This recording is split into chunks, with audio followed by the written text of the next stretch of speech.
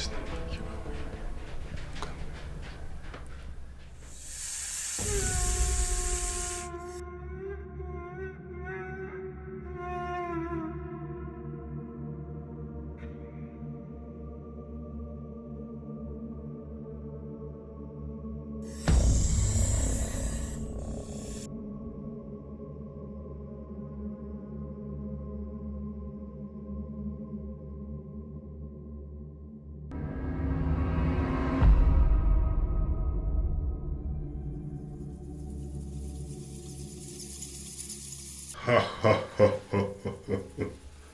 umurani igihe rusoferi umuhungu w'Imana rukumbi ubu ngo ntiwanga kukabyera ngo wumve ibintu wihombya.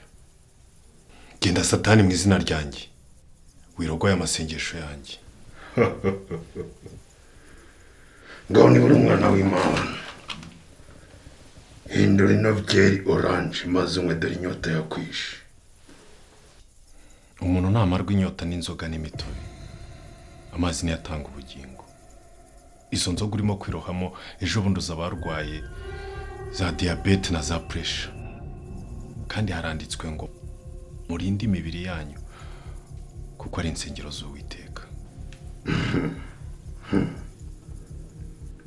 n'ubundi naciriwe Uwiteka, za diyabete kuzimu turazimenyereye.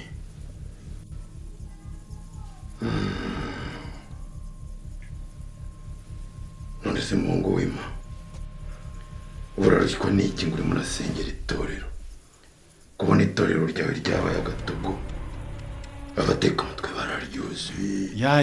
Ya toka Satani mu izina ryanjye wirogoye amasengesho yanjye. Abazakomeza kwizera izina ryanjye nibo bazabona ubwami bwanjye.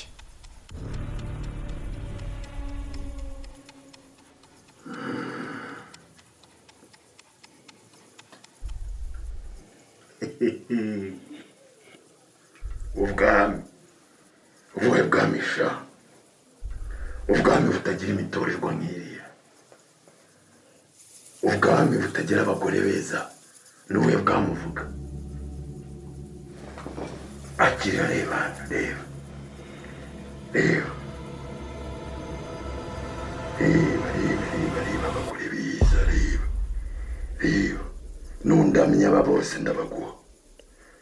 aba bose nushaka utoranye abarenze umwe babiri batatu bane, nushaka kugenda ukore na gatrisa.